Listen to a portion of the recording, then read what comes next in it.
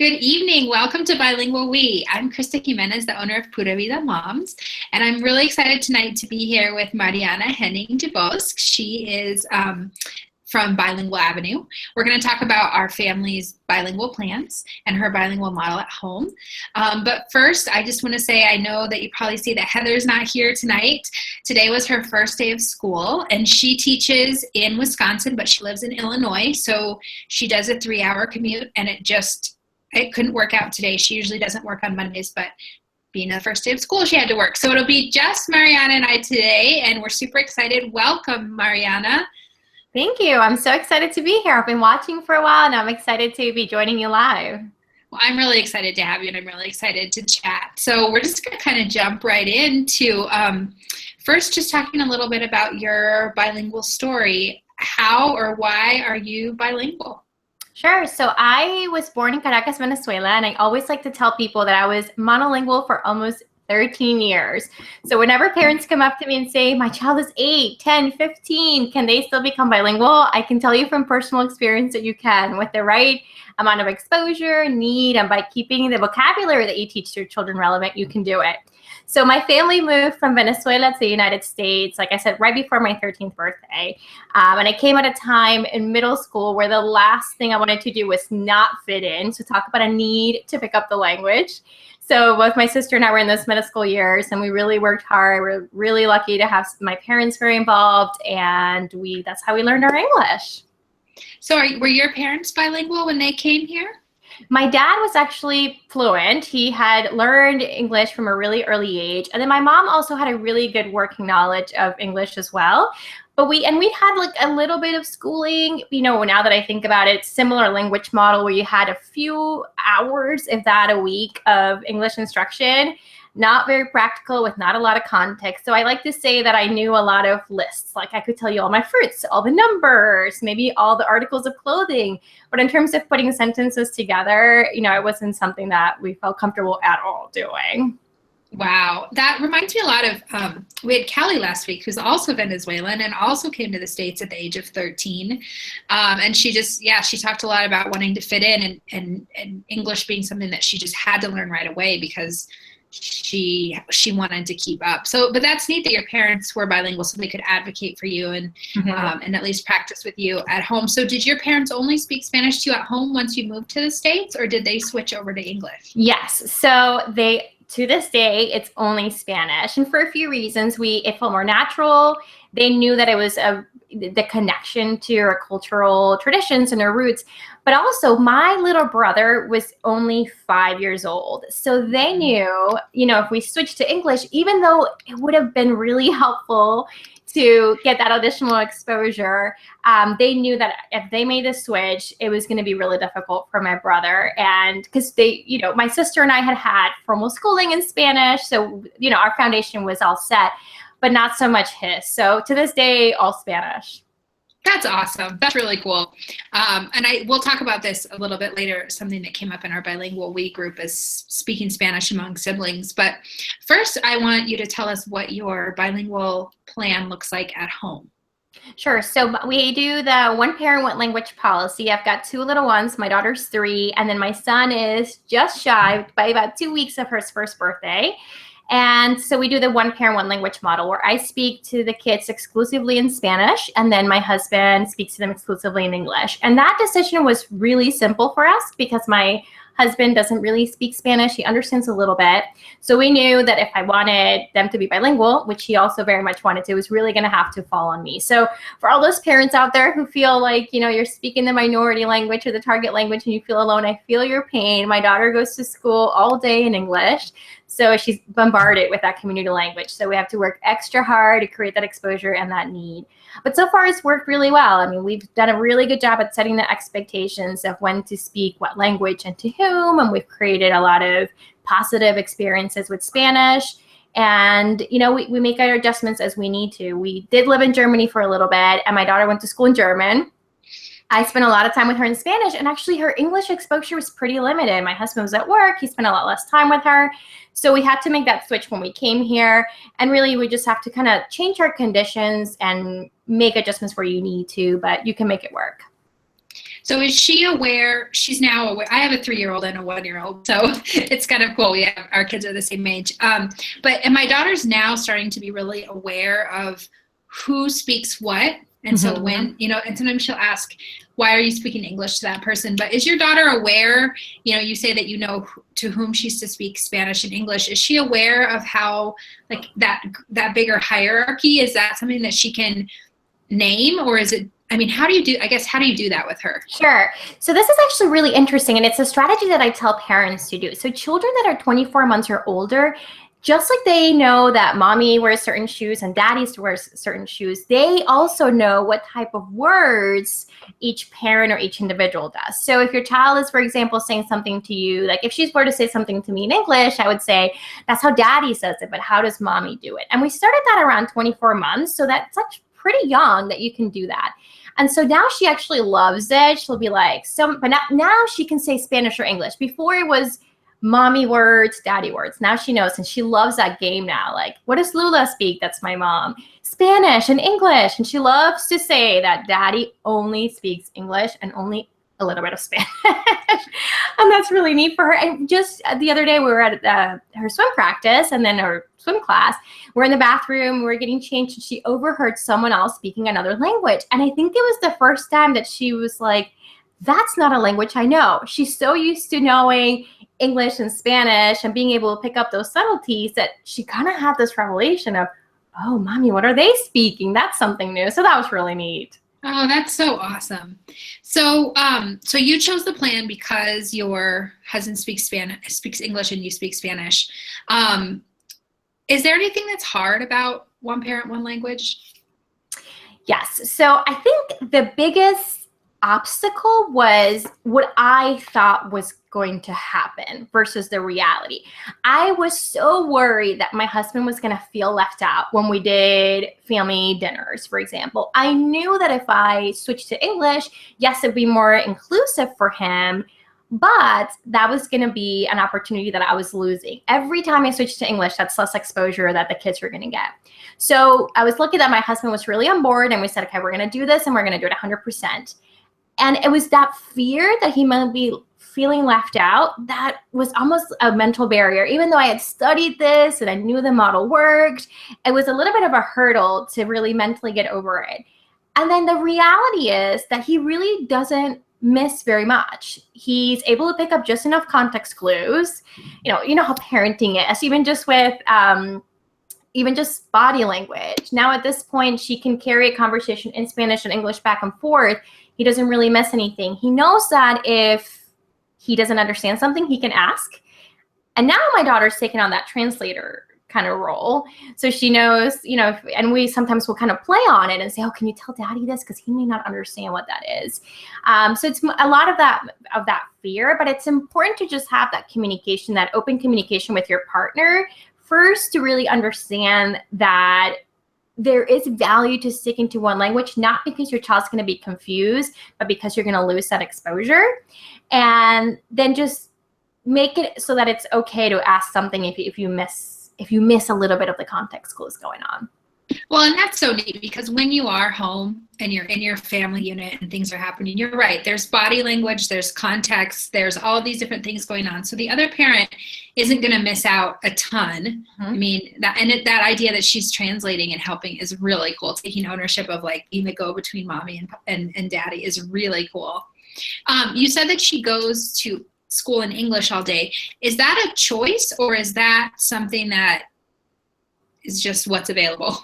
It's unfortunately what's available in our community. I live just outside of the DC area, and it is a really culturally and linguistic diverse area, but in our neighborhood, we just don't have an option. So I'm lucky she's got 5 teachers. I have a great student-teacher ratio, and there is one Spanish-speaking teacher. And so from day one, I just told her, oh, please speak as much Spanish as you can. This is what we want. And really poured it on thick. Every time there's kind of a holiday, I write her a letter. Thank you so much for being a part of this language journey with us. So she's really excited about it as well. And so she takes a lot of pride in it too. And so that is like the one thing, but that's one teacher. out of the 5 that she's got. And all her peers, even those that speak some Spanish, between themselves are just speaking in English all day. So I would love for the opportunity, and maybe there's something in the future, but for now, that's just what we have.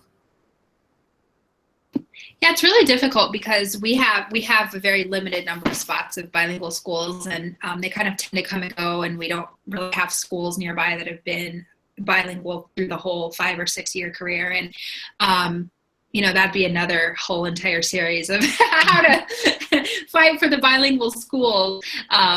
Unfortunately, that's a reality for a lot of bilingual families, which makes the exposure at home so much more important. I really think it's amazing how much you stick to the Spanish at home, despite it being, I'm sure it's hard sometimes.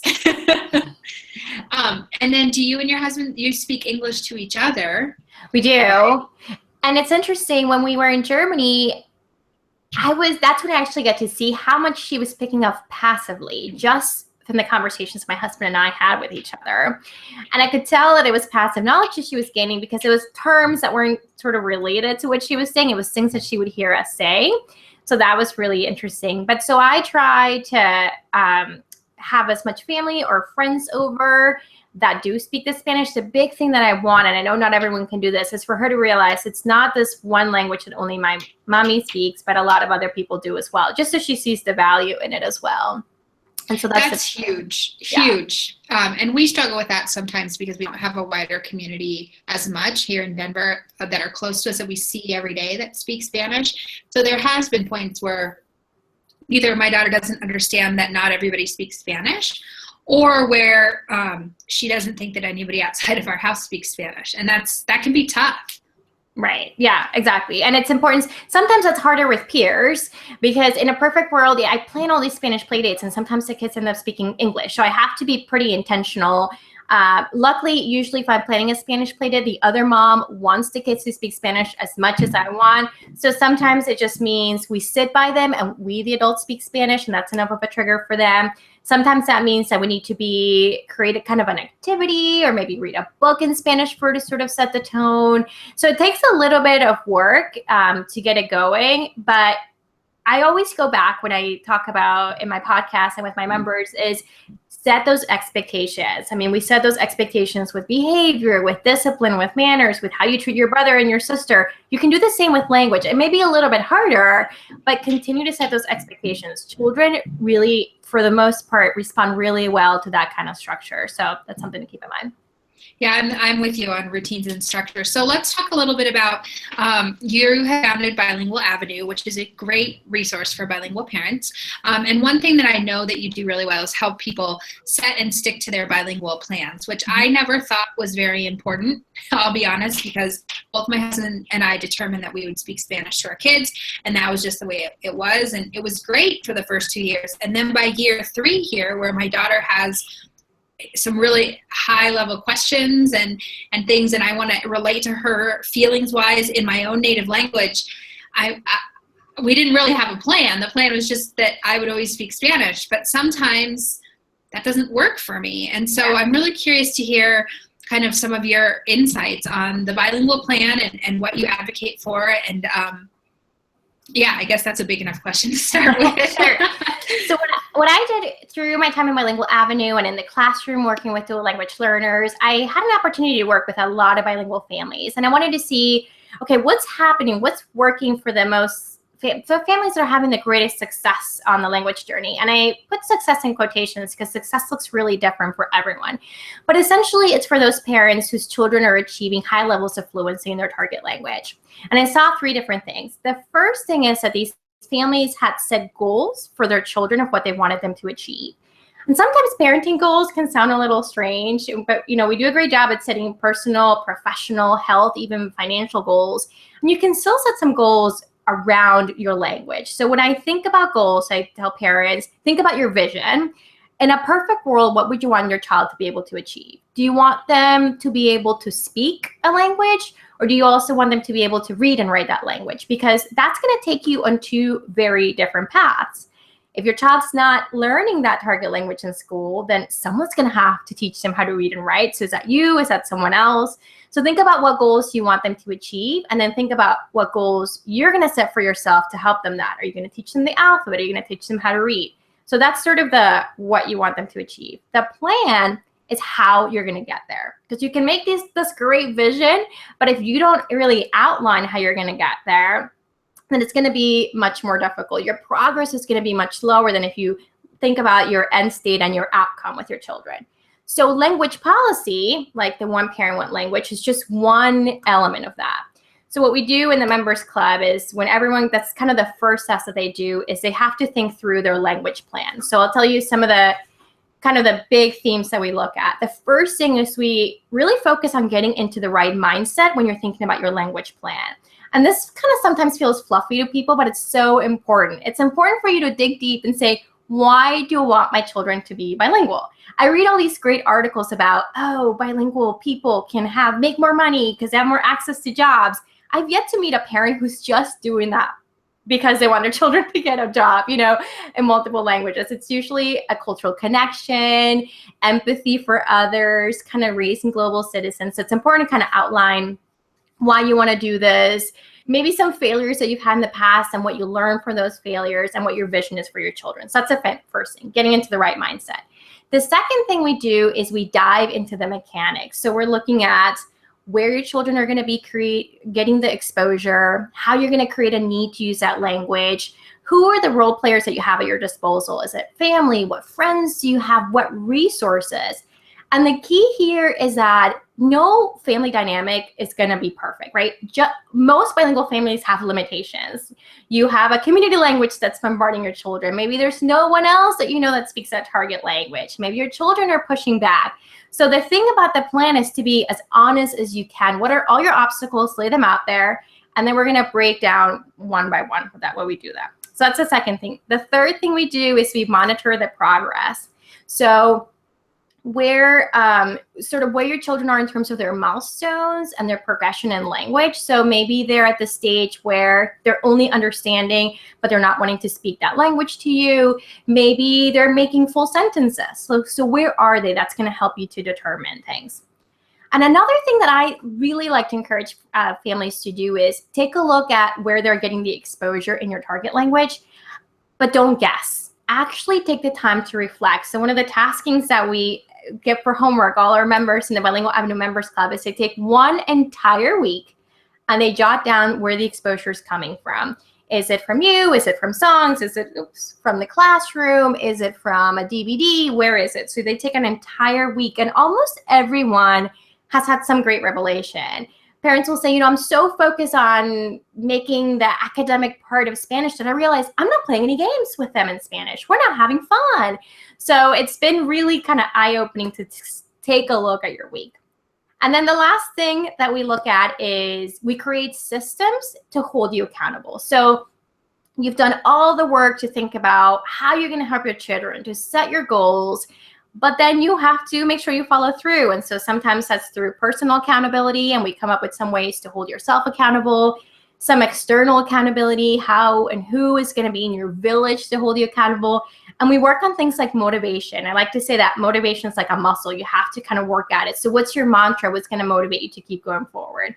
So it can take, if you like put your mind to and you work really hard, you could get it done within a month once you join the members club. But even after that, you can take even up to 3 weeks, and then just kind of build in some milestones where you revisit your plan in case your conditions have changed.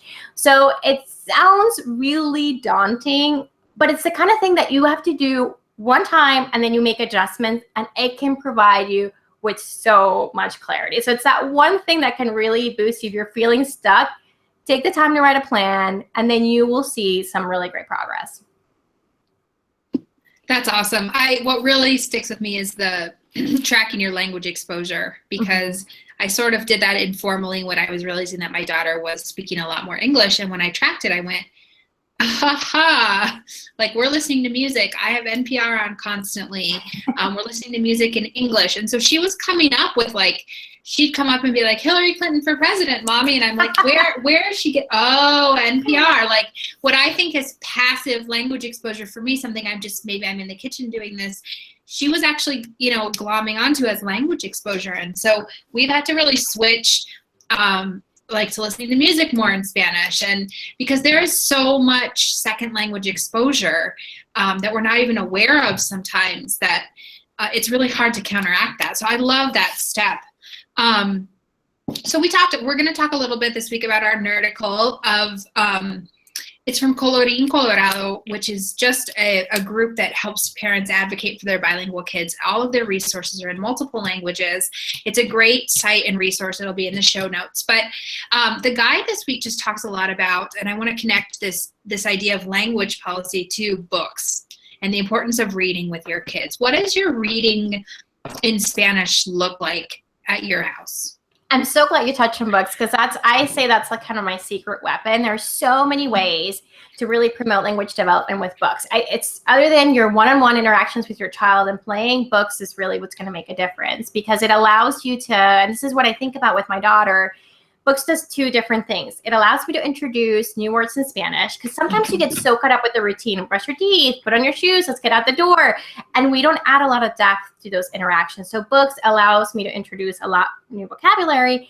And then it also helps me to repurpose the vocabulary that we're working on, because a story can take you to so many different places.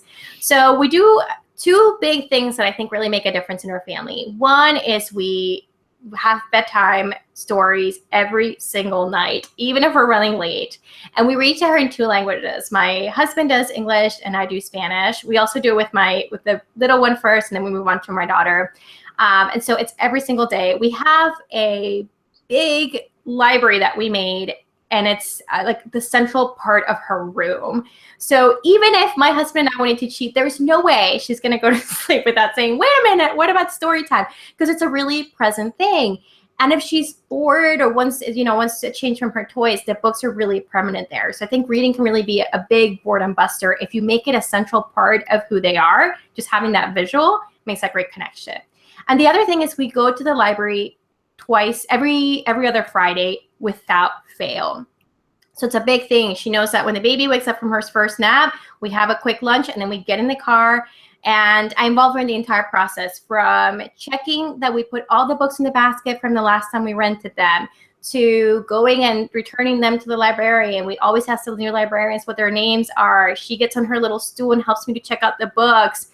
She digs through the different stanzas with me to pick out the books. It's a big part of what she does. And then we take a little bit of time to play in one of the play areas that we have in the library. So it's kind of a really positive experience.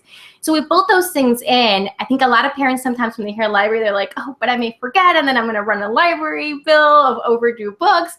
But if you make it a pattern and an event and you stick with it, it can be a really fulfilling experience for you and for your children. That's so great. And actually, I will say, of all the communities that I've lived in, and maybe this is just the Midwest, but they haven't ever charged fines on children's books. Okay, great. And sometimes I will go in and just say, hey, this was under the bed and I didn't realize it, and it was there for 3 weeks. So do you have a great experience? But I love that idea of making it part of the routine, especially the bedtime routine. And the article talks a lot about books as boredom busters. And so, they say anytime you're waiting at a dentist's office, in the car, whatever it is, make sure there are books available. And that's something that we've started to do. Is we actually bought a set of Heather's books from Books Del Sur, and it's 6 books. And they're always in the stroller. Every morning we take a morning walk, and those books are in the stroller, and the girls pass the books back and forth, and my older daughter will read them out loud, and we read them so many times that she has them memorized. And so she's reinforcing that vocabulary every single day, and sometimes the retelling of the story might change. Yeah. Or she might, this past couple of days she started saying to me, Mommy, ¿cómo se dice árbol in inglés? And she's like quizzing me on English because I haven't been speaking it with her. And so she's like, I'm going to quiz you. And then she switches to the baby. And Annabelle, how do you say tree in Spanish? And it's just like having those be present, where it's completely normal to go on a walk and read, read books along the way. But I love that idea of the intentionality of it and the routine. I think those are both really key. Yeah. Was there anything? Yeah, go ahead.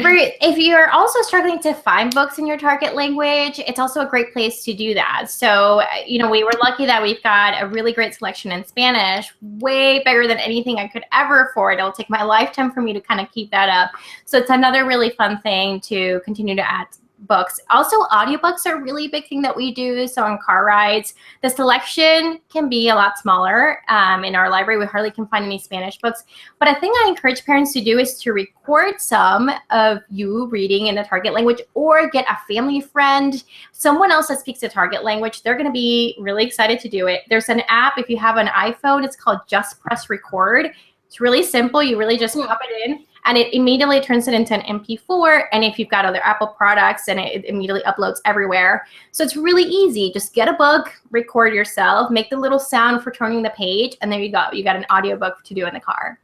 That's awesome. I'm even thinking that my older daughter could record some of the absolutely really simple ones for my younger daughter, and that could be really fun. I think she would get a kick out of that, because we're looking for ways to implement technology in the second language, or the target language, I guess, in a way that's really authentic and will kind of prepare her for the greater world, instead of just saying like, yeah, you can watch a half an hour Mundo La Nuga or whatever, which we definitely do. But I can see her getting the book out during little sister's nap time and saying the word and hitting the record. I think that's super cool. So I will put a link in our show notes to that app. And maybe I'll write a how-to post if we do that. Yeah, that's such a great idea. There's also a really cool resource that I just found out of Costa Rica. It's called Pachanga Kids, and they have a lot of really great books that someone just brought home for us as a gift. But on their website, which I'll add it, and I need to make a note of that too, but they have audiobooks. All of their books are audiobooks, and you can just go on the website and download them and listen to those. So if you're looking for some free audiobooks, check out Pachanga Kids, because we're really liking their books a lot. They're fun. That's great. The other resource is audible.com. They do have a large selection of Russian, Italian, French, German, Spanish, and obviously English. So you can get a kind of a wide variety. Depending on what language, of course, you're going to have more flexibility, but that's another resource as well. And is that, I don't know, I've heard of Audible, but is it a free resource or is it paid? It's part of the Amazon umbrella, and so you pay like a monthly fee, and I think you get one free book a month, and then there's some other perks that you can get as well. Oh, that's cool. So maybe Prime members might have something, but that's sweet. I'll add that to the show notes too, but I'll have to check that out, because we don't spend a lot of time in the car right now. We just live near a lot of things, and I don't really like to drive, which is very lucky right now. But I'm thinking about on our walk, sometimes I just kind of want to have some quiet time. Yeah. So maybe we can have a little speaker and just listen to some audiobooks. Well, Marianna, tell us where to find you. Sure. So you can find me at bilingualavenue.com. I'm also on Facebook and Instagram. And we talked a little bit about language policies. So if you are at home and you're trying to figure out what's a language policy that could work for you, you can check out bilingualavenue.com/language strategies. And I'll send you what I call the language decision tree. So it basically takes you through a series of questions, and it helps you they're basically yes or no questions. And you answer these, and then it makes a recommendation as to what language strategy may work well for you. So if you're kind of on the fence, that may be something helpful. I've been muting it so that you can't hear anything, but that is awesome. Definitely check out our site. I found it super helpful, and so I'm sure you will too, and we'll put links to everything in the show notes. But I just want to thank you, Marianna, for coming and for spending a half an hour with us. It's been super valuable and also really fun to talk to you. Marianna and I have been corresponding through Facebook a lot, but we've never actually talked until now. So it was really fun to meet another person who's raising bilingual kids and just knows about the struggle. And before I forget, in BilingualWe this week, if you have questions about language policy or about developing a language plan, you can put those in there this week. And then at the end of the week, I think this is right, that Marianna will answer a few of those. Is that right? Sure. Yes. Okay.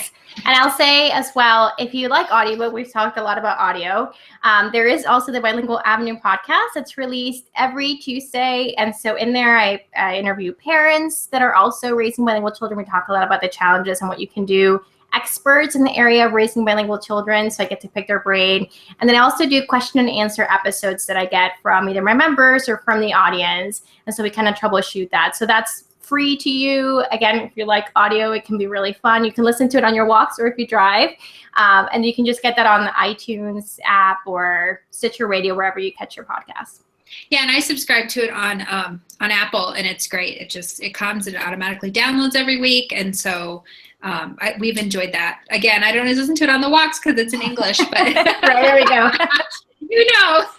Yeah. Well, thank you everyone for tuning in, and we will see you. We're going to take next Monday off because it's Labor Day, and I'll be traveling to Breckenridge with my family to have a little bit of rest, and then we'll be back on the 12th with Adam Beck from Bilingual Monkeys. So thank you again for tuning in. Marianna, thank you again for spending a half an hour with us. We really appreciate it, and we will see you soon. All right. Adios. Adios.